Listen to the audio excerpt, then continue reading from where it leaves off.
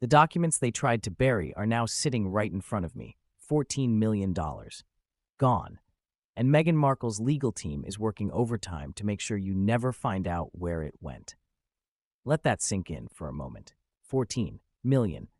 This isn't gossip. This isn't tabloid speculation. This is a financial trail so damning, so meticulously hidden behind layers of redacted documents and silenced insiders that even the most seasoned investigators are calling it one of the most sophisticated cover-ups in modern celebrity philanthropy history. And at the center of it all, smiling for cameras, lecturing the world about impact and authenticity, is Meghan Markle, the Duchess of Sussex. But that's not even the most shocking part. The lawyers didn't just redact documents. They allegedly threatened sources, former employees of the Archewell Foundation, people who dedicated their careers to genuine charitable work, have told people close to this story that they were handed NDAs so suffocating, so legally bulletproof, that speaking a single word about internal finances would cost them everything. Their homes, their careers, their futures. This is the woman who sat on Oprah Winfrey's sofa and told the world she had been silenced by the royal family. The hypocrisy is breathtaking. Let's go back to the beginning, because this story didn't start yesterday. When Harry and Meghan dramatically quit the royal family in January 2020, a moment they've since rebranded as an act of brave liberation, they promised the world something very specific. They were going to do things differently. They were going to build an institution of radical transparency. They called it Archewell, a foundation, they said, built on compassion, community, and above all, accountability. Meghan stood in front of cameras and used the word impact so many times that journalists started counting. The messaging was polished. The branding was immaculate. The donations started pouring in. And then the money went quiet. Here's what the redacted files reveal. Or rather, what the gaps in those files scream louder than any document ever could. In the fiscal years following Archewell's high-profile launch, the foundation received tens of millions of dollars in donations and partnership deals. Corporate giants, Silicon Valley money, global media conglomerates betting that the Sussex brand was worth backing.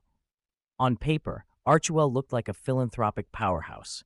In reality, the actual charitable expenditure, the money that was supposed to reach real people in real need, was a fraction, a shameful, disgraceful fraction of what came in.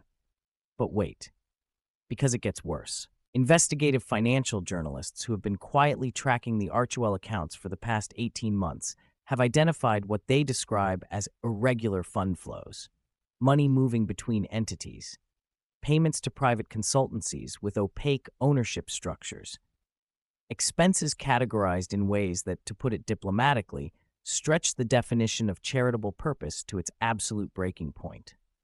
We're talking about payments for brand development. We're talking about strategic communications consulting. We're talking about expenses that look, smell, and behave less like philanthropy and more like personal brand management, all sitting inside a tax-advantaged charitable structure.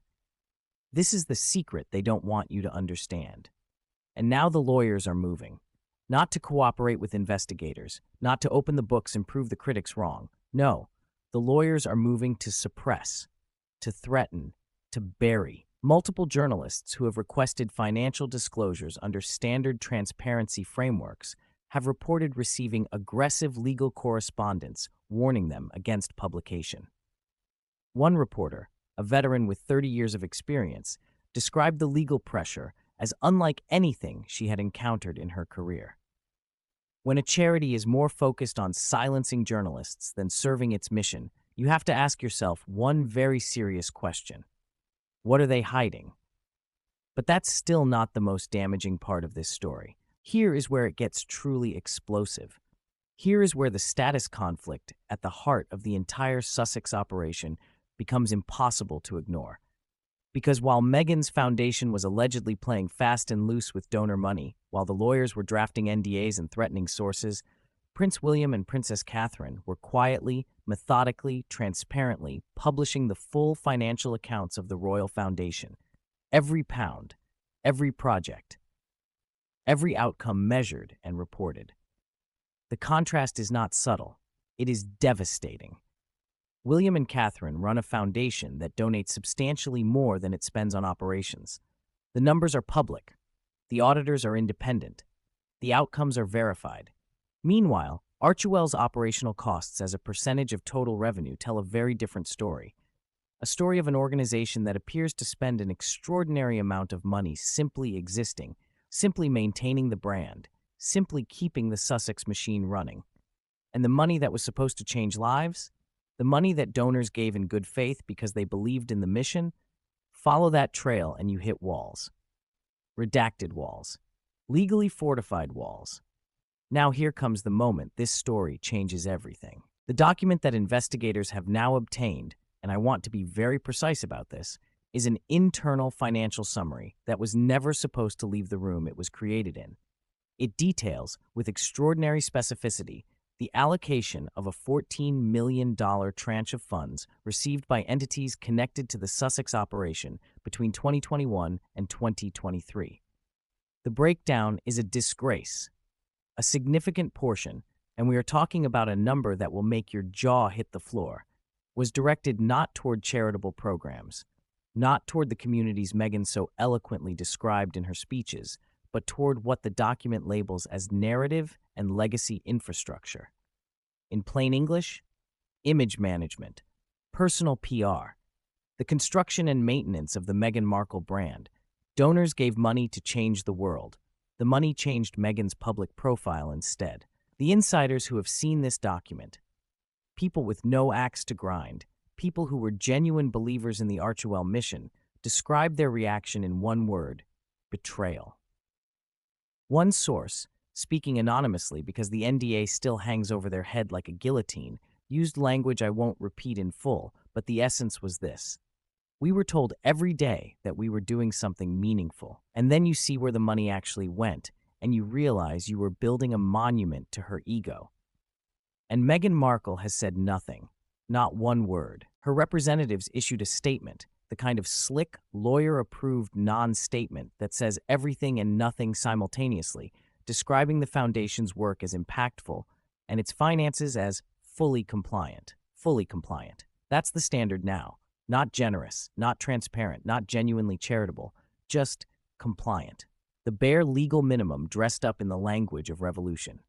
This is the woman who told the world the royal family was an institution of secrets and suffocation. She has built her own institution, and it is drowning in both. Harry, meanwhile, is nowhere in this conversation. And that is itself a statement. The man who co-chairs the Archewell Foundation, the man whose name and title and royal history gave the entire operation its initial credibility. The man who looked into television cameras and declared that he and Meghan were building something different, something honest, something worthy of the trust people were placing in them. That man has retreated into a silence so complete, so total, that you have to wonder whether even he knows the full extent of what has happened with the money raised in both their names.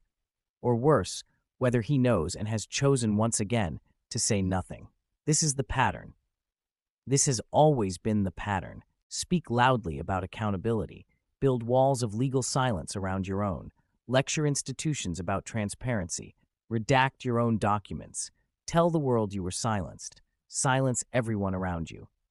The hypocrisy at the heart of the Sussex project has never been more exposed, more naked, more impossible to defend than it is in this moment. And now I want to speak directly, the way I always do, the way that makes their PR teams reach for the phone and their lawyers reach for their keyboards. Meghan Markle owes 14 million explanations. She owes them to every donor who believed the mission. She owes them to every employee who signed an NDA and lost their voice. She owes them to every community that was promised impact and received instead a beautifully produced Instagram post. She owes them to the public, the British public, the American public, the global audience that has watched this operation market itself as a force for good, while the financial reality tells a story of staggering, breathtaking self-interest. Open the books, Meghan. All of them. Every account, every transfer, every consultant payment, every expense labeled narrative infrastructure. Open them publicly, independently audited, with no lawyers in the room and no NDAs on the table. Until that happens, the silence is the confession. and the world is no longer willing to look away.